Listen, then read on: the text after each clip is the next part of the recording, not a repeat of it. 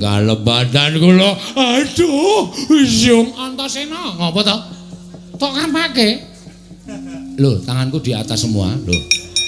Aku ora ngopo-ngopo lho. Wis senengane tumbak ora ana wong miloro kok udah aduh.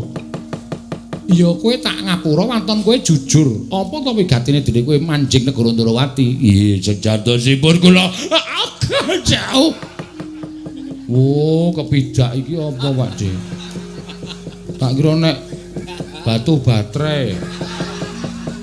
Ngono tak idak tak gelir mengarep kok uyung tak gelir mburi kok. Tak ijer-ijer ngono kok. Aduh mulese ra jamak-jamak. Ya yo ngapura karang yo ora ngerti. Antasena. Pakde Mandura ana dawuh apa? Ora aku tak takon karo kowe. Aku tak takon karo kowe mara gake wangsul ana pitakon kani bertitis. Mesti tak wangsuli Pakde, ora-orane aku ora bakal wangsulan. Kersane piye, karepe apa, aku mengkari manut. Kowe mau ngandhakake yen to dayoh ing kemrapta negara Ndrawati ingkang sayekti gawe peteng jagat Ndrawati. Mula saiki tak takoni Wangsulana, dayoh sing tok arani mau sapa? Nuwun sewu. Ora arep tak tutup-tutupi aku ora bakal selak. Saiki tak nyuwun prisa karo Pakde, jejere Pakde ning negara Ndrawati kuwi dadi apa? Lho, aku dadi kadange Werda Prabu Ndrawati. Wis kabeh wis ngerti. Nek sampeyan kuwi kadange tuwa, ireng ing Ndrawati. Statusmu rawuh ning Ndrawati ki apa? Sepatune sapa? Status. Walah. Tegese jejermu minangka ning Ndrawati ki lenggahe dadi apa? Lho, aku dayoh. Lah mesine Pakde wis krasa nek dayoh ning negara Ndrawati iki dadi pepeteng. Terus aku tak takon karo kowe. Apa aku gawe geger apa aku gawe kisruh apa aku gawe rame? Ora gawe geger, ora gawe kisruh, ora gawe rame. Ning Pakde gawe bingung penggaling Siwa Ndrawati. Mergo Pakde nyilih Sekar Wijayakusuma, ya to? Pakde nyilih Sekar Wijayakusuma, alasanmu tok nggo tamba negara Mandura nggone Ketaman Pegebluk. Negara Mandura iso waliyane Rama Tumah Jati, Jati Temah Mulya yen to tinunggon Sekar Cangkok Wijaya Mulya. Mula penggali Pakde Kresna bingung. Arep maringake Sekar Wijayakusuma. Mongko kuwi pusaka nek ora maringake kok sik ngilih kadange Werda. Ya. Terus utusan karo Antasena kon ngrambengi perkara iki. Mula sing gedhe pangapuramu yen to aku ngarani Pakde dadi peteng tumraping negara Ndrawati. Wah, yen ngono tok sumbering perkara. Ora ana mujaba adiku dhewe, Yai Prabu Ndrawati. Yen pancen ora entuk ya aja diparingi ngampil, ning ora usah dadak memirang marang kadange tuwa. Terus sirmu, kowe minggir. Perkara iki perkaraku karo perkarane Yai Prabu Ndrawati. Kowe aja melu-melu.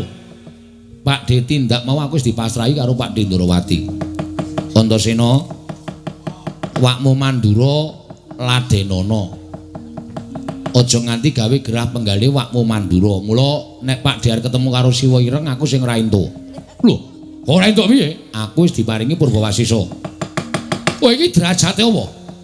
Kowe iki ya mung dayoh ning negara Ndrawati. Lah kok dadi kowe malah balakke dayoh? Ora ana jamak lumaring dayoh kok mangsuli dayoh. Nek aku ora entuk Purbawasisaning Siwa Ireng aku ora bakal mangsulan karo Siwa Mandura. Ning gandeng aku entuk Purbawasisaning Kresna, aku paksa wani karo Pakde, balekke Pakde aja nganti ketemu karo Siwa Ireng. Wis ngono wae, saiki niatmu piye? Lho. Lah kok dadi kowe nanting niatku piye? Aku eneno dalan tak ketemu karo Kresna. Nek aku ora entuk, yen ngono kowe wani karo Pakdemu. Wit biyen Antasena iki ora tau wedi karo sapa-sapa. Aku karo wong tuwa ya wani, apa meneh karo bocah sak ngisorku aku wani. Gegaranku mung siji, aku bener. Aku bener karo sapa-sapa aku ora wedi. Aja kok jamak lumrahing kita swantah dewa mudhun wae nek Antasena bener, dasarku bener, aku ora bakal wedi karo sapa-sapa. Lho piye? Yen ngono kowe wani karo Baladewa, sing tak wedeni apa munun sewu lho nek aku kepeksa wani karo Pakde mergo aku entuk Purbawasisaning Siwa Kresna ing Ndrawati. Ora minggas ngarepe Baladewa, pengen nyoba kadidayane Pakdemu. Ayo dijajal Baladewa apa Antasena ning kene sing menang. Yen taker kasekten karo Pakde Mandura. Wah, oleh gandang dene aku. Tak ladeni Pakde ning nuwun sewu lho, Dik.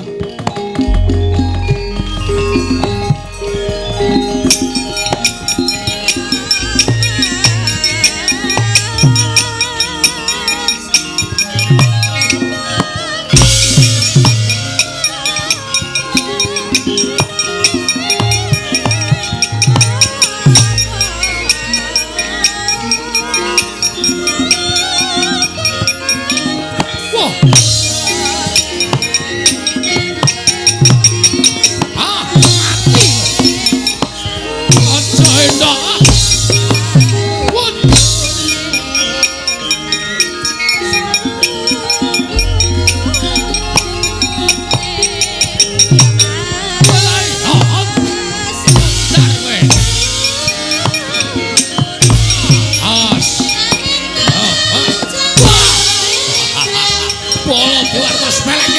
Bayi wingi sore banget kowe.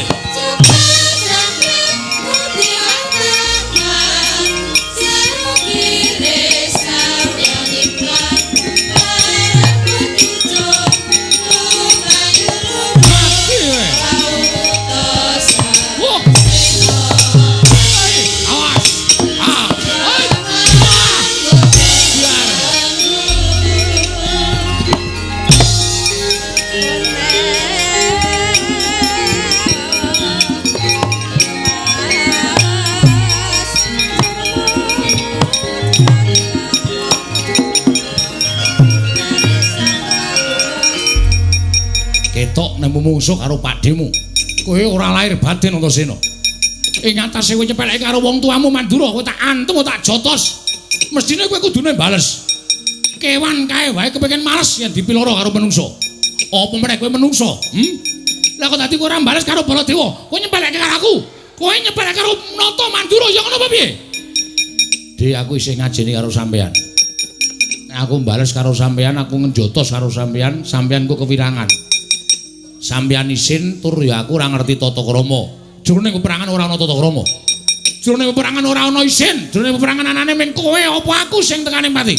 Ayo, nek pancen nyoba karo Baladewa, gage jotosen Baladewa. Nuwun sewu lho, sampeyan sing dawuh. Gage jotosen Baladewa. Nuwun sewu. Waduh, iki malah kesrimpet tang wayang. Nyuwun pangapura, Pakde. Tak nganggo nggon aku dhewe, rusak-rusak ora nempuhke. Ayo jotosen Baladewa. Nuwun sewu, sampeyan sing ngakon. Waduh.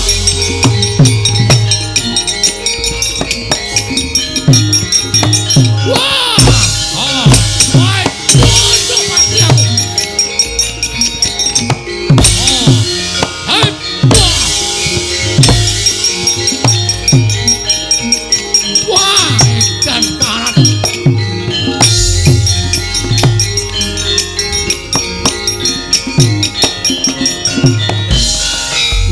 Yoli binatang keparat jajalanan.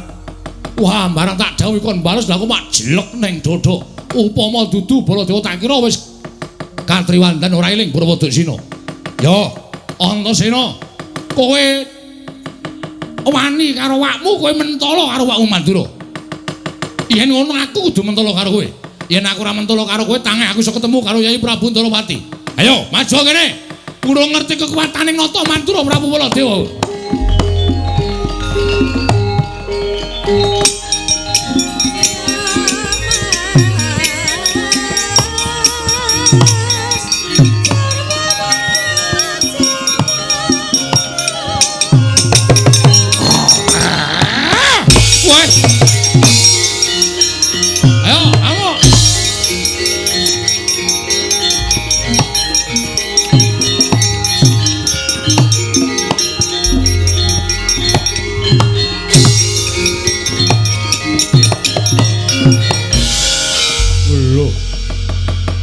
Barang aku nenani karo Siwa Mandura dikon males tak wales.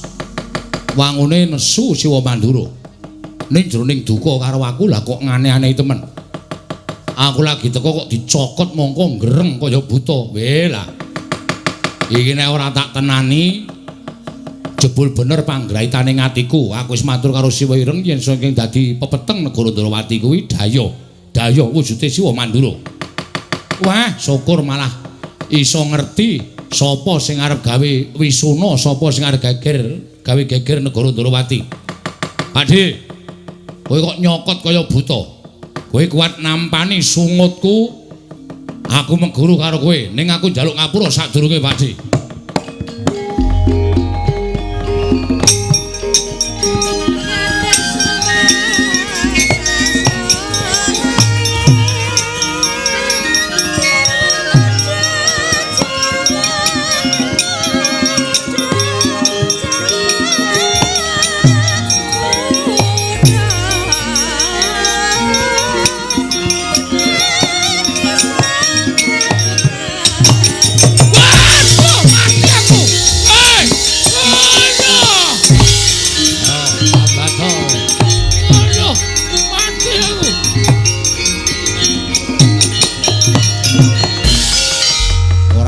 kowe sesinglon ana ing sandangan sing tok agem.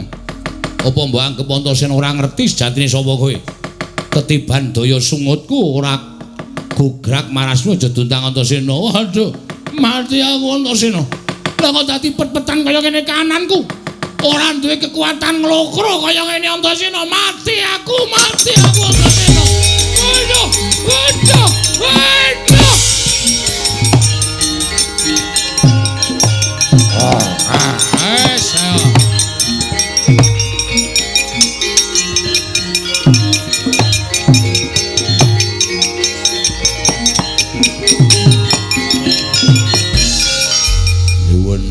Punten Raden, kula nyuwun gesang Raden. Sapa iki? Kula pun Jaramaya. Lho, Jaramaya iki ra abdining Betari Durga to? Inggih, kasinggihan mekaten.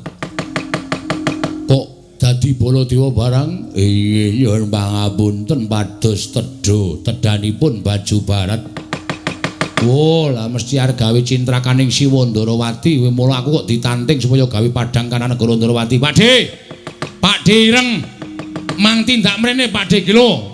Kakangmu Mandura wujute kaya ngene iki, Pakde.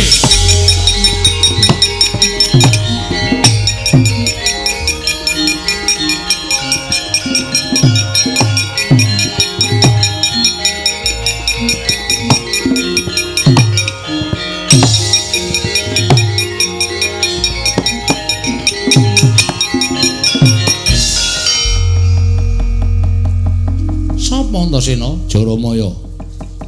Sinuwun kula nyuwun pangapunten. Wela dalah.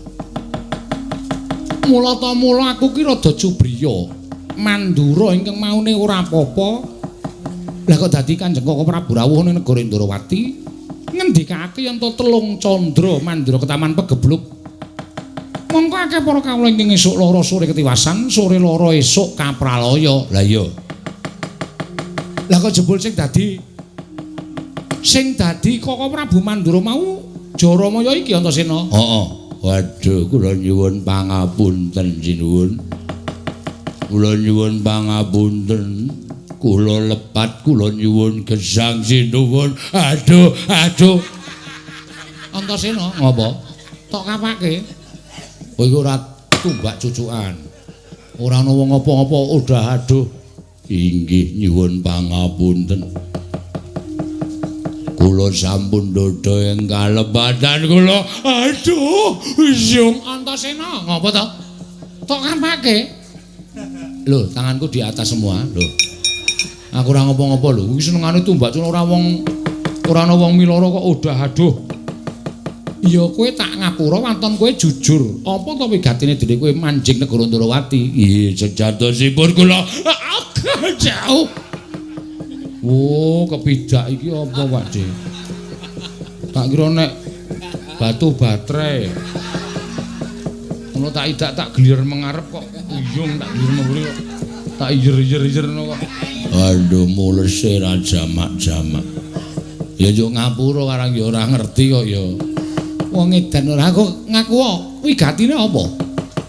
Dipun utus Pandya Betari Durga supados-pados srana pejahipun titah srana tedhanipun Bajo Barat. Kok ingkang mbok jangka aku sebabe apa? Iya. Krana panjenengan menika pengayonipun para Pandhawa menawi Gusti ing Ndarawati menika seda Pandhawa boten badhe kegiatan. Monggo Pandhawa menika klebet bocah Sukerta menika dados tedhanipun para Bajo Barat. Ora ana ingkang ala tumama marang becik mula yen kowe arep mbudidaya mateni marang Nata Ndarawati kudu nganggo karti sampika sing luwih primpen ya mengko ndak kadenangan merga Ndarawati iki pamaning wong lante panggraitane. Inggih. Jaramaya wonten dawuh. Kowe tak lilani bali ya. Kandha karo Betari Durga yen kepengin mangan wong Ndarawati kanggo panganing para Baju Barat dina iki tak ajangi jembar leganing atiku. Oh inggih ngestaken dawuh. Kula nyuwun pamit madal pasilan. Sing ati-ati aja kaya bocah cilik. Raden Antasena kula nyuwun pamit. Bali kono. Tutuki gundulmu lah. Buta kok golek pangan kok ning negara liya. Ono ora ana pangan apa piye? Inggih wonten nanging kedah bocah Sukerta. Wis gawe omong. Oh, bocah Sukerta dadi panganing baju barat apa piye? Sembrono bali kono. Inggih, kula nyuwun pamit sinuwun. Sing ati-ati aja kaya bocah cilik Jaramaya.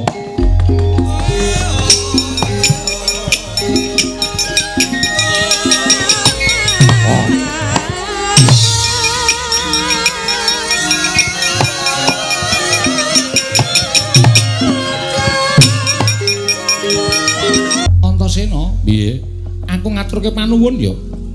Iki kinarya Pratandha, nadyan kowe iku isih muda nanging lantip panggrahitamu. Ya, Pakde tiba padha-padha. Nek aja mung tekan semono. Lho, tekan semono piye? Aku mung arep nagih janji. Nagih janji apa? Jare sampean mau paring pangandikan Antasena nek kowe iso madhangke kahanan negara Ndarawati, kowe tak jarwani menyang endi bapakmu. Saiki Ndarawati wis padhang. Ndarawati wis katon padhang, kelilipe wis ilang, ya kuwi wujud Siwa Mandura, sesinglone Jaramaya. Iya. Lah saiki aku tak takon karo kowe. Gandeng aku iso nyingkirake pepeteng kang tumandone negara Ndarawati, aku nyuwun priksa bapakku nendi, isih urip apa wis ora ana. Nyuwun priksa karo Siwa Ireng. Antasena, nggih. Yen kowe takon babagan perkara kuwi, aku mesti bakal menehi wangsulan. Nah, marem aku. Iya. Bapakku nendi, Pakde? Lah, ngertenono. Wangsulanku marang kowe cekak aos wae. Yen kowe takon bapakmu menyang endi, aku ora ngerti. Iki sono perkara liya lho iki. Iki aku bar njotosi kakangne iso ngantemi adine, tenan. Kok sampean ngendikake mau aku bakal menehi pituduh karo kowe bapakmu nendi? Lho lah iya, sing jeneng kekuatan menungso kang winates to. Ya ora. Kresna kuwi menungso titis dewa. Arep padha nyebut titis dewa, ning aku ngrasa yen aku ki menungso lumrah. Wondene menungso kuwi kedurungan ina lali salah apes lawan mati. Tur kekuatan menungso kuwi winates ora padha karo para dewa. Mula nadyan aku iki akeh padha nyebutake yen Kresna kuwi titis Sang Hyang Bathara Wisnu. Ning kekuatanku ing mapan ning jagat iki ya kekuatan menungso lumrah kaya kowe. Terus, lah ya kuwi mau aku ora ngerti. Wah, iya. Kok malah kisruh ya aku. Lah terus sampeyan mbok menehi dalan piye aku tok kon ngopo? Tok kon kepiye takon karo sapa? Lah kowe kepengin takon karo sapa? Turta kowe kuwi ya kurang gawean kok takon karo aku ngono lho. Kusik sampeyan kuwi rak dadi kusiring para Pandhawa to. Pandhawa kuwi kreta kalau jarane, kusire Siwa Ndarawati. Monggo kreta kalau jarane lagi rusak, kusire kok meneng wae ora ndandani kreta karo jarane. Lho, ling golek onderdil angel. Wah, iki suwe-suwe ra macem-macem iki. Aku suwe-suwe nek mangkel iso tak gawe Karangabang kana negara Ndarawati. Antasena, piye? Kowe iki titah winong wong dening Jawata, kowe iki titah kinasih dening Jawata tur dasare kowe iki ndunggal kewarisan. Dewa sapa sing ora ngayomi karo kowe? Lah kok dadi kowe takon karo Nata Ndarawati? Lah nek pancen kowe kepengin ketemu karo bapakmu, kowe bingung lek goleki, lah mbok kowe iki munggah ning kayangan. Takon karo para dewa. Ora malah cetha to, ora usah dadak kedoyok kedarang-darang prapta ning negara Ndarawati.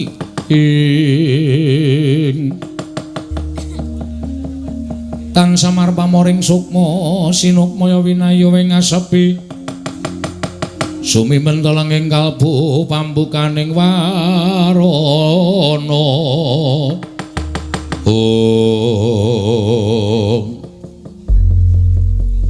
ngono ya Dik. Iya.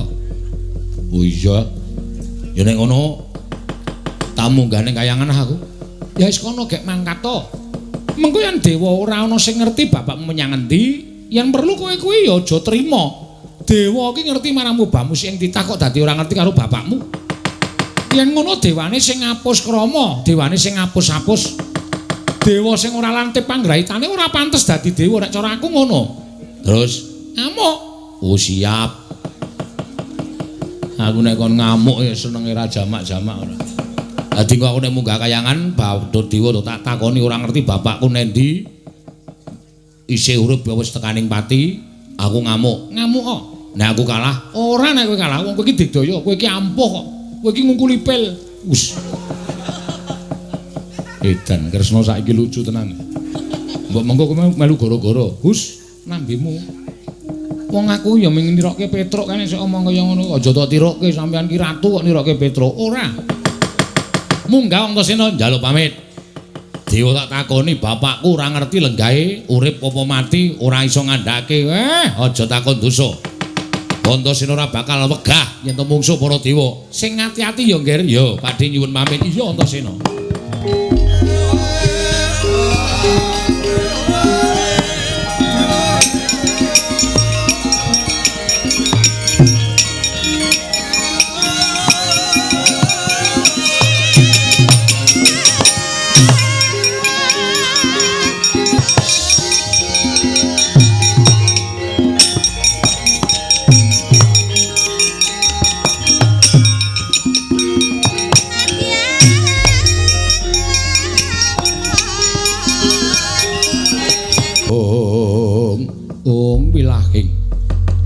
Mastunomo sidam sekaring bawuna langgeng Kakang Trata punapi menapa menika ingkang dadosaken gara-garaning kayiwangan teka wonten titah swantah minggah mongko kanthi badan wadak mboten pangling wayah ulun pun Antasena. Menawi menika kula kinten mboten mestinipun upami Antasena menika ingkang dadosaken gara-gara ingkang tumanduk wonten ing kayiwangan tumuntun boten badhe wonten hawa asrep ingkang dadosaken ayem kados mekaten menika. Nyatanipun Antasena minggah wonten ing kayangan menika ugi boten wonten hawa panas sekedhik kemawon di. Namung mbok menawi monggo kula aturi paring dawuh lan kula aturi dangu dhateng pun Antasena. Wigatosipun menapa teka sowan wonten ing kayiwangan? Antasena Kaki Guru ana dawuhmu apa? Padha raja sak prapta kita nggir kita ngabiyantur ning ngarsa ulun. Pangestune Kaki Guru wilujeng niring Sambikala. Aku ngaturke bekti katur ya Kaki Guru. Iya Antasena ulun tampa. Akarya bombong tias ulun ora liwat pangestu ulun tampanana ndak gegem dadekake jimat. Antasena padha raja sak prapta kita nggir. Kaki Narada wilujeng slamet tekaku bekti katur ya Kaki Narada. Oh iya tak tampa. Pangestu ulun tampanana ndak gegem dadekake jimat. Antasena sawise kita ngabiyantara mangka tanpa tinimbalan ana parigawe apa margake matur marang panjenengan ulun. Apa ingkang bakal kita aturake marang ngarsa ulun Antasena Kaki ana apa nggir? Sowanku ngersaning Kaki Guru sepisan atur pangabekti ndungkap angka loro. Ngaturake bingunging atiku. Merga dina samengko iki bapakku ya kuwi Bapa Werkudara lunga saka Kasatriyan Jodipati. Monggo aku wis goleki menyang endi papan tambuh-tambuh nggonku ngupadi karo wong tuaku. Parandene urung entuk katerangan menyang endi lenggahe wong tuaku Bapa Werkudara. Mula gandeng bingung atiku tumuli aku munggah ning kayiwangan. Sing wigati aku nyuwun priksa karo Kaki Guru, bapakku Werkudara tindake nendi, lungane nendi? Lan wigatine apa? Yen Kaki Guru iso ngaturake utawa ngendikake bapakku menyang endi lenggahe, aku ngaturke panuwun. Nah yen ora, nuwun sewu Kaki Guru tinimbangane Kaki Guru kuwi dadi sawijining dewa, mongko dapukane ratuning dewa. Ing mestine ngerti malah mubah musi ing titahe, ning kok tak takoni bapakku panjenengan ora iso ngendikake lan ora ngerti nek endi lenggahe bapakku, aja takon dosa. Aja mbok salahke yen Antasena ngamuk ning Suralaya Kaki Guru. Ing mangyat kurta surupa panggah wagut katinya mawukyat.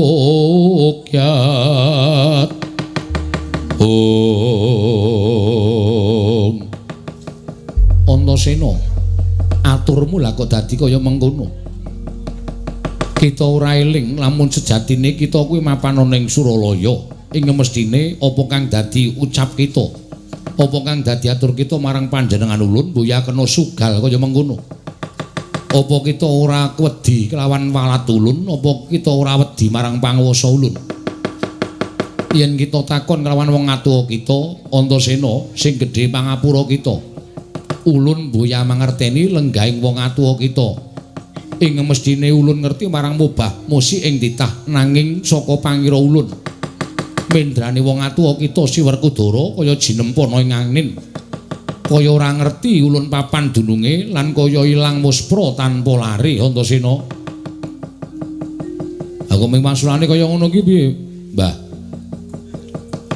Nek kaki guru ora iso ngendikake kudune kaki guru kuwi rak ya prisa to. Mubamu sing titah sewiji-wiji kuwi prisa.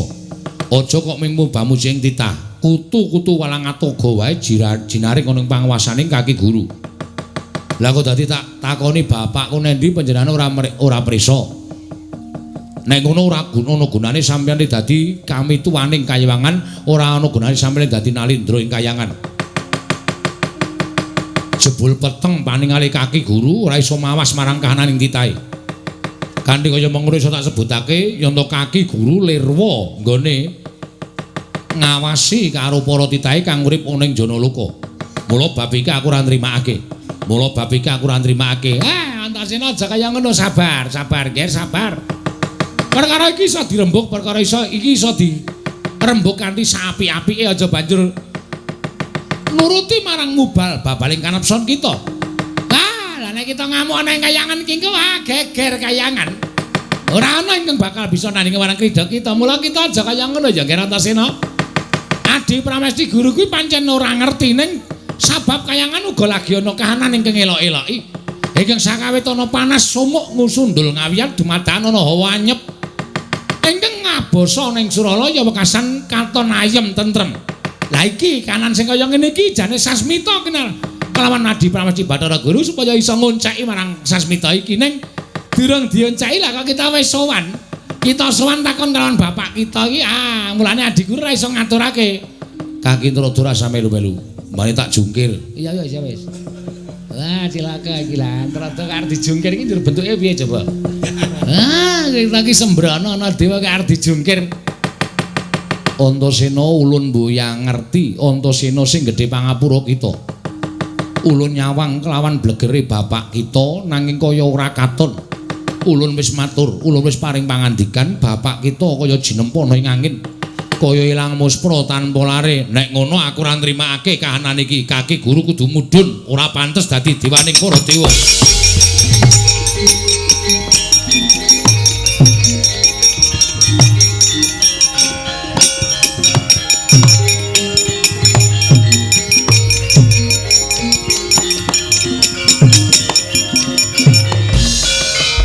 Antasena. Iki kaki Bathara Indra, ya. Apa ingkang dadi ucap kita sayekti wis ngremehake marang derajating dewa. Sayekti ngias marang derajating para dewa ngilani marang para Jawata. Jejere kita titah la kok wani delangap-delangap ngarsaning Kanjeng Rama Pukulun Bathara Guru. Atmajaning Bathara Guru ingkang ora nrimakake. Antasena ora metu saka Bali Marti Kundha Manik lakon tak legandang dening aku we lah kriwikan dadi grojokan gedhe.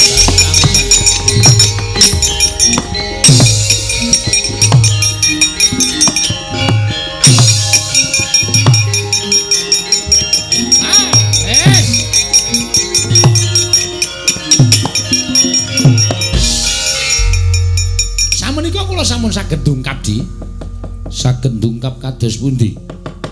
Awa benter ingkang tumunten dados hawa asrep ing tumanduk wonten ing kayangan menika tertentu wonten magepokan kan kawontenanipun Werkudara. Titik Antasena menika wau sowan matur bilih tiyang sepuhipun boten wonten kasatriyan Jodipati krana mindran saking kasatriyan Jodipati. Adalah ora jeneng mokal. Werkudara menika nadyan titah nanging wis buntas kawruhe. Ketoke agal nanging lembut ngungkuti jarating asem. Titah ingkang saged pinanggih kalian ingkang nyipta dhateng badanipun utawi gesangipun Bratasena inggih namunipun Werkudara.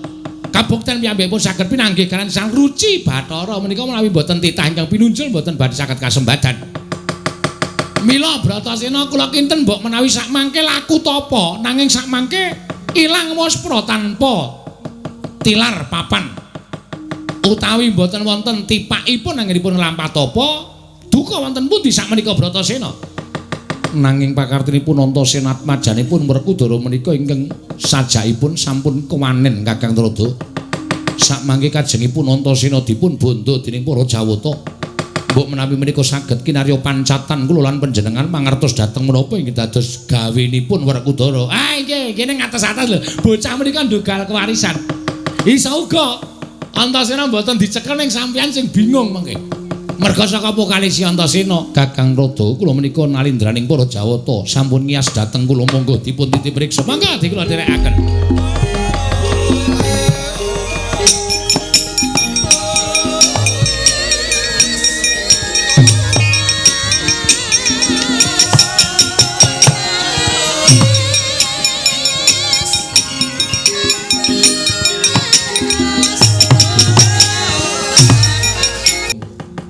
Antasena, wong kang kaya kowe ora pantes diparingi urip ana ing jagat. Kita wani gawe geger ana ing kaewangan, kita wani memirang marang ngersaning Hyang Pikulun Jatimurti. Yekti kita wujude menungso ing wis jeleh nyawang gelaring jagat eseming rembulan. Kepengin mruput manjing neraka ya mani, rasah kokean omongan Mbah. Simbah Indra sing mau nantang karo Antasena. Monggo aku ora ndi perkara karo kowe, perkara karo Hyang Pikulun Bathara Guru. Nek Simbah Indra gawe perkara karo aku, ayo niate piye aku ora bakal wedi karo sampeyan. Mara mapan tak jabel nyawamu. Eneng dewa tak gawe wirang tenang iki.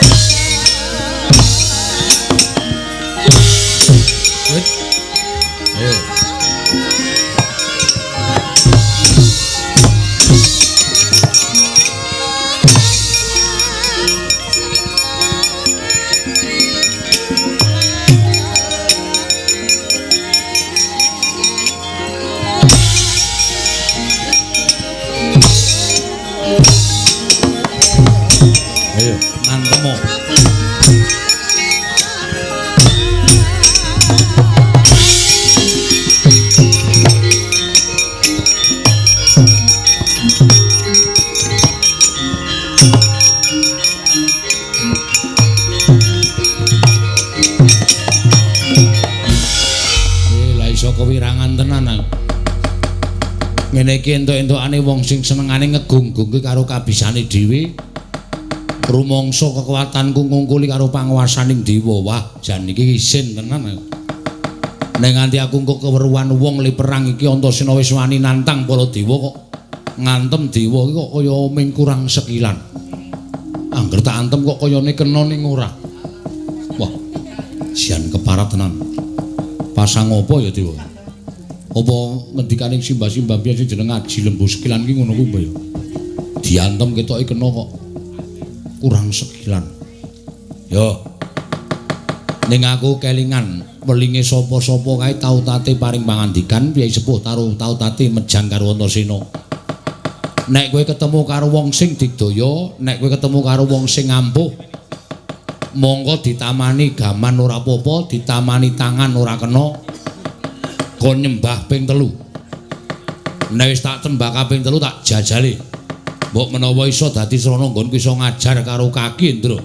Yo, arep Antasena kuwi ora tau nyembah, ora iso ndodhok karo sapa-sapa ning tak cobane ming ping 3 lek ku nyembah ning iso ngajar karo Bathara Indra. Ditenono, Mbah, kowe aja girang-girang gemu aja gleleng.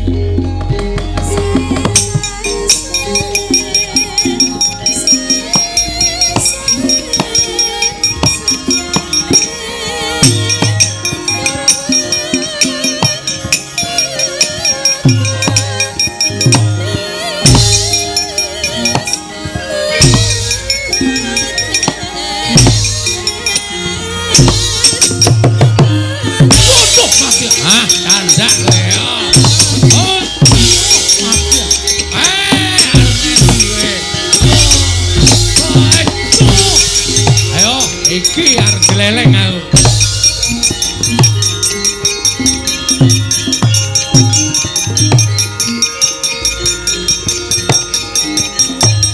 Wah.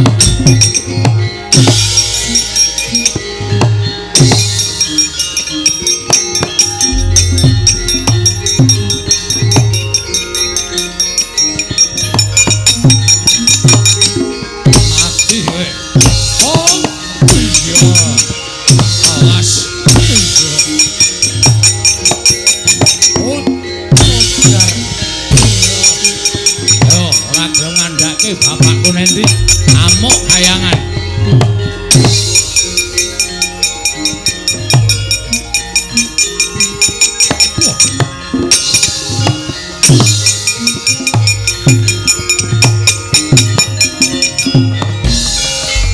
Anu semaring jajalan titah pujang karo sing jeneng Antasena. Lah kok dadi ngamuk punggung ning kayangan. Lumrahe titah ora bakal iso ngrayang saliraning para Jawata. Lah kok Bathara Brama diajar entek-entekan karo Antasena. Wangun iku wis jeleh nyawang gelaring jagat seming rembulan kepengin tinjung akhirat nyawamu. Kowe tak obong mungsuh dewaning geni kowe Antasena.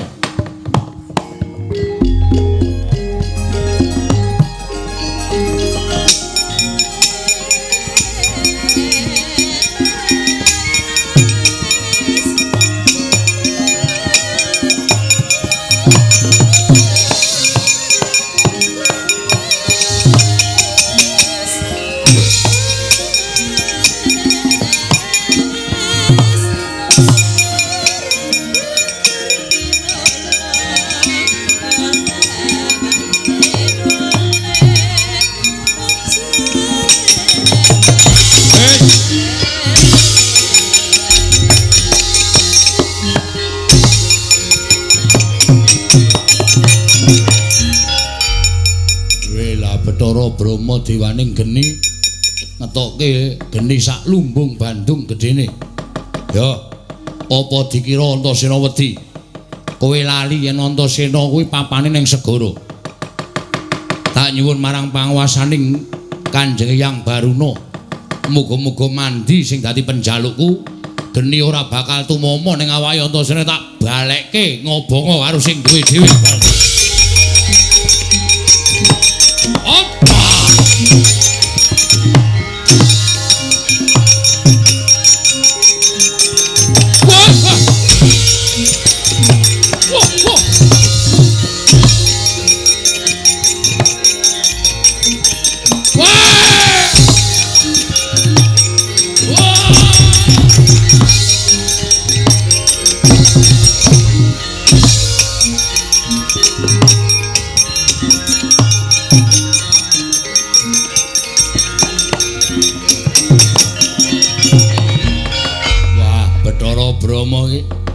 Yaene kok ngobong uwuh nyebar tekan endi-endi ora mlayu iso kobong tenan.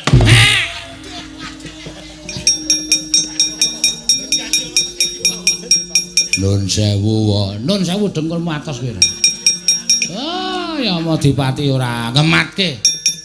Ana ntrada tengok nang kene kok nganggo sepatu digajul nggon peteng. Wah, lah trondolo iki.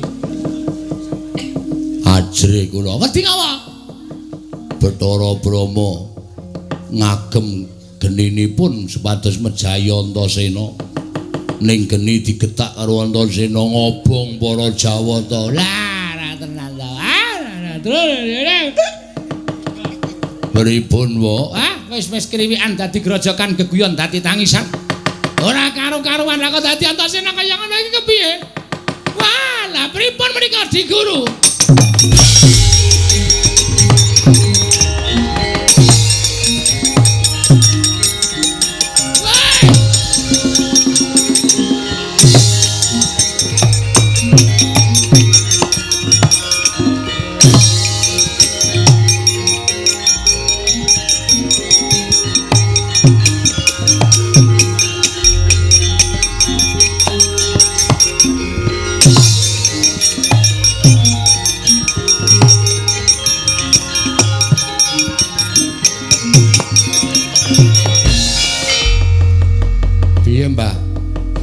Kaki Guru iso ngandhake apa ora?